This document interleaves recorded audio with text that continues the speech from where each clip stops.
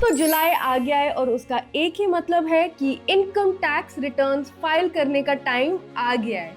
इस टाइम पे सबके मन में एक ही सवाल होता है कि मैंने कौन सा वाला income tax return form choose करना है, ITR 1, ITR 2, ITR 3 या ITR 4। इस वीडियो में हम यही ब्रेक डाउन करने वाले हैं कि आपको कौन सा वाला ITR फॉर्म चूज करना है, और फिर जो आगे वाले कुछ हफ्ते हैं उसमें हम ये डिस्कस करने वाले हैं कि ITR को ऑनलाइन कैसे फाइल करते हैं। हर एक ITR फॉर्म का हम एक ब्रेक डाउन आपको समझाएंगे ताकि आपको ये समझ आ जाए कि कौन से फॉर्म में क्या इन्फॉर्मेशन जाती है, और ITR से रिलेटेड आपके जो सबसे कॉमन क्वेश्चंस है उसको हम करेंगे आंसर इसी चैनल पे।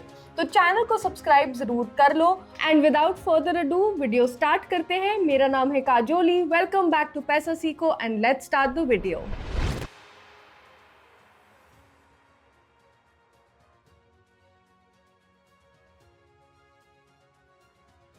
अब जैसा मैंने बोला था, ये वाला वीडियो सिर्फ फॉर्म सिलेक्शन के बारे में है, तो हम एक एक करके हर एक फॉर्म की एलिजिबिलिटी डिस्कस करेंगे और ये डिस्कस करेंगे कि किसने इस फॉर्म से दूर भागना है।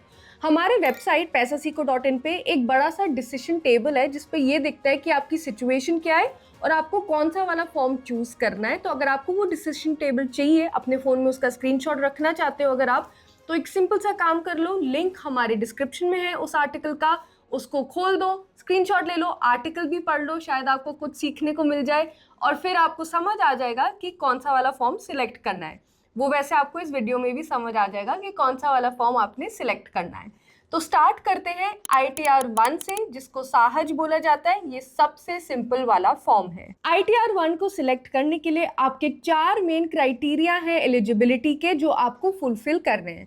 पहला है कि आप एक रेजिडेंट इंडियन हो। सेकेंड है आपकी इनकम 50 लाख पर एनम से ज़्यादा एक्सीड नहीं होती है। थर्ड है आपकी इनकम सैलरी या पेंशन से आती है, 2 हाउस प्रॉपर्टीज से आती है, आपके सेविंग्स के इंटरेस्ट से आती है जैसे FD RD, या अदर सोर्सेज से आती है जैसे कि फैमिली पेंशन या कोई डिविडेंड। और फोर्थ है आपके जो लॉन्ग टर्म कैपिटल गेन्स हैं under section 112A of the income tax act, इनका जो अमाउंट होता है 1.25 लाख से एक्सीड नहीं कर सकता है, और ये इक्विटी ओरिएंटेड म्यूचुअल फंड्स या कोई इक्विटी इन्वेस्टमेंट से ही रिलेटेड होने चाहिए। अब 2 चीज़ें हैं जो हमें 2026 के लिए समझना है। पहला है कि CBDT ने एक नोटिफिकेशन निकाला था 30 मार्च 2026 को, और उसमें ये लिखा हुआ था कि अगर आपको ITR 1 चूज करना है तो आपके जो हाउस प्रॉपर्टीज हैं वो मैक्सिमम 2 हो सकते हैं। पहले वो 1 होता था। पहले टाइम पे अगर 1 से ज़्यादा होता था तो आपको ऑटोमेटिकली दूसरा ITR फॉर्म यूज़ करना पड़ता था, यानी कि ITR 2। लेकिन अब आप 2 प्रॉपर्टीज के अगर ओनर हो और दोनों से आपको इनकम आ रही है तो आप ITR 1 को ही सिलेक्ट करोगे। ये कुछ लोगों के लिए काफ़ी हेल्पफुल है क्योंकि उनको फालतू में सिर्फ एक चीज़ की वजह से सेकेंड फॉर्म सिलेक्ट करना पड़ता था, जो थोड़ा सा ज़्यादा कॉम्प्लिकेटेड है। सेकेंड चीज जो उन्होंने बोला था वो था LTCG से रिलेटेड। पहले LTCG नहीं अलाउड होता था, लेकिन अब इक्विटी रिलेटेड LTCG जो 1.2 लाख से कम हो, उसको एक्सीड नहीं करेगा, वो भी अलाउड है ITR 1 में डिक्लेयर करना। तो अगर आप ये सारे कंडीशंस फुलफिल कर रहे हो तो आपने सिलेक्ट करना है income tax returns form number 1 साहज। अब चलते हैं ITR 2 पे। ITR 2 बेसिकली उन इंडिविजुअल्स या हिंदू यूनाइटेड फैमिलीज के लिए होता है जिनकी इनकम ITR 1 के नीड से ज़्यादा कॉम्प्लिकेटेड होती है, लेकिन उनका खुद का कोई बिजनेस नहीं होता है या ऐसा कुछ फ्रीलांसिंग वर्क नहीं होता है। तो अगर आपका ITR 1 से थोड़ा सा ज़्यादा कॉम्प्लिकेटेड है तो आप ITR 2 सिलेक्ट करोगे, लेकिन अगर आपका बिजनेस है या आप एक फ्रीलांसर हो तो आप ITR 3 या 4 सिलेक्ट करोगे, जिसके बारे में हम थोड़ी देर में बात करेंगे। ITR 2 सिलेक्ट करने के लिए जो एलिजिबिलिटी क्राइटेरिया है वो काफ़ी सिंपल है। पहला है आपकी इनकम 50 लाख पर एनम से ज़्यादा है। सेकंड है आपको कोई भी टाइप के कैपिटल गेन्स का इनकम मिल रहा है तो फिर आपको ITR 2 सिलेक्ट करना होगा, अनलेस जैसे हमने बात करी थी इक्विटी से रिलेटेड LTCG आपके पास आ रहा है जो 1.25 लाख से कम है, वो ITR 1 वाला है। But anything other than this से ITR 2 सिलेक्ट करना होगा। तो मैं आपको कुछ एग्जांपल्स दे देती हूँ। शॉर्ट टर्म कैपिटल गेन्स जो शेयर्स या म्यूचुअल फंड से आ रहे हैं under section 111A, LTCG from equity जो 1.25 लाख से ऊपर है under section 112A, capital gains from the sale of property, gold, debt mutual funds या कोई अनलिस्टेड शेयर्स अंडर सेक्शन 112, या एनी कैपिटल लॉसेस जो आप कैरी फॉरवर्ड करना चाहते हो फ्यूचर ईयर्स में। नेक्स्ट क्राइटेरिया है, अगर आपके पास 3 या 3 से ज्यादा हाउस प्रॉपर्टीज है जहां से आपको इनकम आती है तो फिर आप ऑटोमेटिकली ITR नंबर 2 में आ जाओगे। अगर आपके पास कोई फॉरेन एसेट्स है या कोई फॉरेन इनकम आती है तो आपने ITR 2 को सिलेक्ट करना है। कुछ एग्जाम्पल्स है, जैसे अगर आपको फॉरेन बैंक अकाउंट से कुछ रिलेटेड है, फॉरेन इन्वेस्टमेंट्स है, बाहर से सैलरी आ रही है, इन सब रीजंस के लिए आपको एक तो ITR 2 चाहिए होगा और साथ में आपको शेड्यूल FA जो फॉरेन एसेट्स का होता है और शेड्यूल FSI जो फॉरेन सोर्स इनकम का होता है, ये चीजें चाहिए होंगी अपने टैक्स रिटर्न्स को फाइल करने के लिए। अगर आपका NRI या NROR स्टेटस है तो आप ITR 2 सिलेक्ट करोगे। अगर आप किसी कंपनी के डायरेक्टर हो तो आप ITR 2 सिलेक्ट करोगे। और फाइनली अगर आप अनलिस्टेड स्टॉक को होल्ड करते हो, यानी उन कंपनीज की स्टॉक्स जो किसी स्टॉक एक्सचेंज में लिस्टेड नहीं है, तो भी आप ITR 2 को सिलेक्ट करोगे। अब आ जाते हैं ITR 3 पे। ITR 3 सबसे ज्यादा कॉम्प्रिहेंसिव फॉर्म है इंडिविजुअल्स और HUFs के लिए।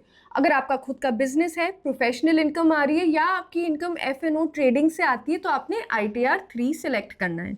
तो जल्दी से ITR 3 के एलिजिबिलिटी क्राइटेरिया को समझ लेते हैं। पहला है, आपका बिजनेस इनकम आ रहा है। तो मान लो आप कोई दुकान चलाते हो, आपकी कोई मैन्युफैक्चरिंग यूनिट है, आपकी खुद की कंपनी है और आपके एक्चुअल प्रॉफिट्स आ रहे हैं जो रिपोर्टेबल है, तो आप सीधा ITR 3 को सिलेक्ट करोगे। सेकंड है, अगर आपका प्रोफेशनल इनकम प्रिजम्पटिव थ्रेशोल्ड को एक्सीड करता है। अब इसका क्या मतलब है, काफी सिंपल है। अगर आप एक लॉयर हो, डॉक्टर हो, आर्किटेक्ट हो, CA हो, एक ऐसे टाइप के प्रोफेशनल हो जिसका इंडिपेंडेंट प्रैक्टिस चलता है, जहां आपके gross receipts 50 lakh per annum को एक्सीड करते हैं या 75 लाख पर एनम पे एक्सीड करते हैं, अगर आपके 95% रिसीट्स डिजिटल हैं तो आप ITR 3 सिलेक्ट करोगे। अगर आप F&O इंट्राडे ट्रेडिंग करते हो, कोई लॉसेज हैं, कोई गेन्स हैं, इसको एक इंडिविजुअल बिजनेस इनकम की तरह सरकार ट्रीट करती है, तो इसका ये मतलब है आप ITR 1 या 2 नहीं सिलेक्ट करोगे, आप ITR 3 ही सिलेक्ट करोगे।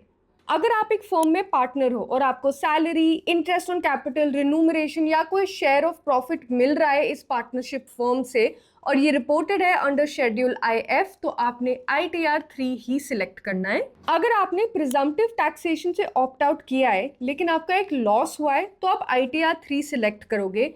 लेकिन इसका एक और एंगल है, अगर आपने प्रॉफिट डिक्लेयर किया है प्रिजम्पटिव टैक्सेशन के अंदर लेकिन आपकी इनकम बेसिक एग्जेम्पशन लिमिट से ऊपर है तो भी आप ITR 3 ही सिलेक्ट करोगे। अगर आपके कोई और सोर्सेज ऑफ इनकम है, जैसे हमने डिस्कस किया था कि हाउस प्रॉपर्टी से कुछ लोगों की इनकम आती है, कैपिटल गेन से कुछ लोगों की इनकम आती है, इन्वेस्टमेंट के इंटरेस्ट से कुछ लोगों की इनकम आती है, तो भी आप फिर भी ITR 3 सिलेक्ट करोगे, क्योंकि द मिनट आपने एक बिजनेस डिक्लेयर किया है आप ऑटोमेटिकली ITR 3 वाले कैटेगरी में आ जाते हो। 1 और 2 आपको नहीं करेगा अप्लाई।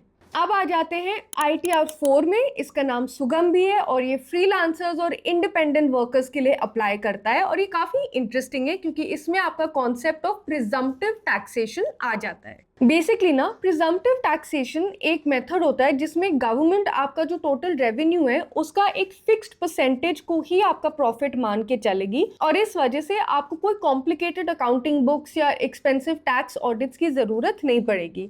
कभी कभी ये 6% होता है, कभी कभी 8% होता है, कभी कभी एक फिक्स्ड रेट होता है डिपेंडिंग ऑन किस टाइप का आपका बिजनेस है और आपका एनुअल टर्नओवर कितना है।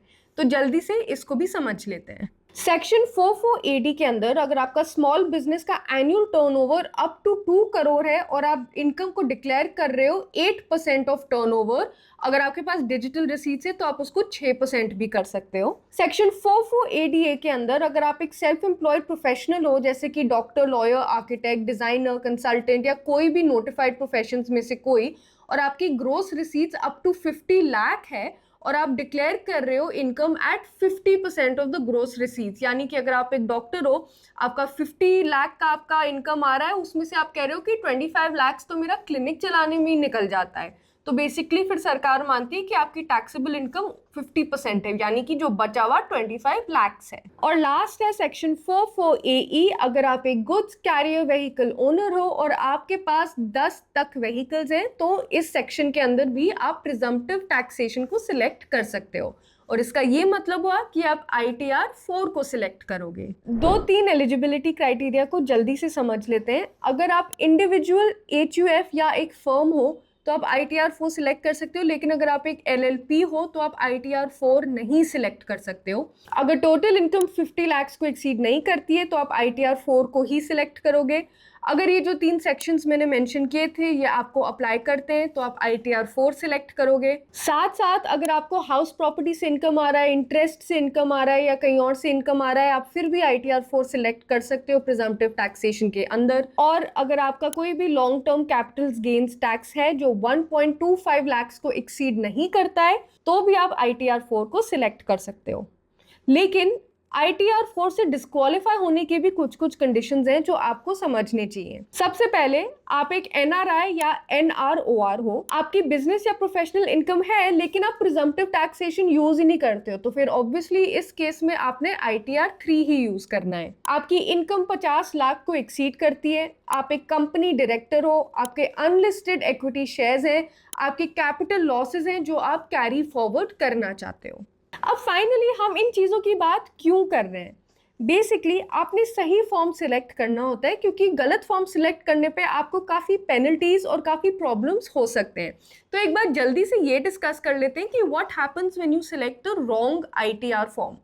सबसे पहले इनकम टैक्स डिपार्टमेंट आपको एक डिफेक्टिव रिटर्न्स का नोटिस भेजेगी और फिर आपके पास थोड़ा सा टाइम होएगा करेक्ट फॉर्म को फिल करने के लिए। अगर आपने करेक्ट फॉर्म नहीं फिल किया, वो टाइम लैप्स हो गया, फिर इनकम टैक्स डिपार्टमेंट कह सकती है कि आपने तो फॉर्म भरा ही नहीं और इस चक्कर में आपको पेनल्टी पे करना पड़ेगा। अगर आपकी इनकम 5 लाख पर एनम से ऊपर है तो आपको 5,000 रुपए का पेनल्टी पे करना पड़ेगा, और अगर आपकी इनकम 5 लाख पर एनम से कम है तो आपको 1,000 रुपए पेनल्टी पे करना पड़ेगा। साथ में अगर आपने गलत फॉर्म सिलेक्ट कर दिया तो क्या होता है कि कभी कभी आपकी इनकम गलती से अंडर रिपोर्ट हो जाती है, जिससे भी बहुत प्रॉब्लम्स हो सकते हैं। फॉर एग्जाम्पल, अगर आपने ITR 1 यूज कर लिया और आपके पास कैपिटल गेन्स है जो एक्चुअली ITR 2 के लिए क्वालिफाई करते हैं, इसके चक्कर में ना आपको इंटरेस्ट लागू होगा सेक्शन 234B या 234C के अंदर, और साथ में शायद एक पेनल्टी भी हो सकती है अंडर रिपोर्टिंग के लिए।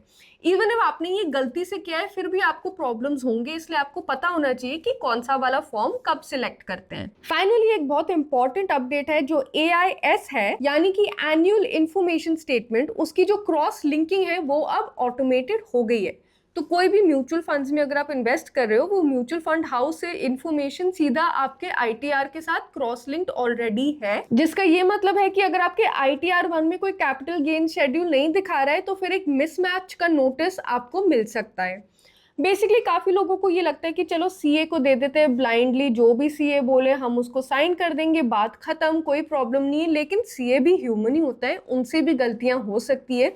तो वो जो भी आपको बोल रहे हैं ऑब्वियसली समझ के बोल रहे हैं, पढ़ के बोल रहे हैं, उनको पता है क्या बोलना है, लेकिन आप में भी ये एबिलिटी होनी चाहिए कि आप उसे क्रॉस चेक कर पाओ, ताकि अगर गलती से कोई मिस्टेक हो और उन्होंने नहीं नोटिस किया हो फॉर व्हाटएवर रीजन, क्योंकि लाइक आई सेड हम सब ह्यूमंस हैं, हम सब से गलती होती है, आप नोटिस कर सकते हो और फिर बोल सकते हो कि भाई एक्चुअली ना मेरे को लगता है कि मेरा ये वाला फॉर्म है क्योंकि ये कैपिटल गेन्स का इशू है या कोई और रीज़न है, या मेरे पास 3 से ज़्यादा प्रॉपर्टी है तो आपने गलत वाला फॉर्म सिलेक्ट कर दिया है।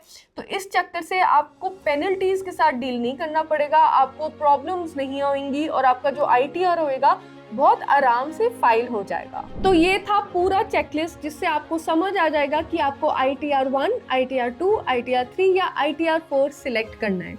अगर ये वीडियो आपको पसंद आया तो प्लीज़ लाइक का बटन दबा दो। अगर आपके कोई डाउट्स है, कोई कमेंट्स है तो उनको कमेंट्स में लिख दो, और अपने सारे दोस्तों के साथ इस वीडियो को शेयर करो, क्योंकि सबको पता होना चाहिए कि वो कौन से वाले ITR के लिए एक्चुअली एलिजिबल है।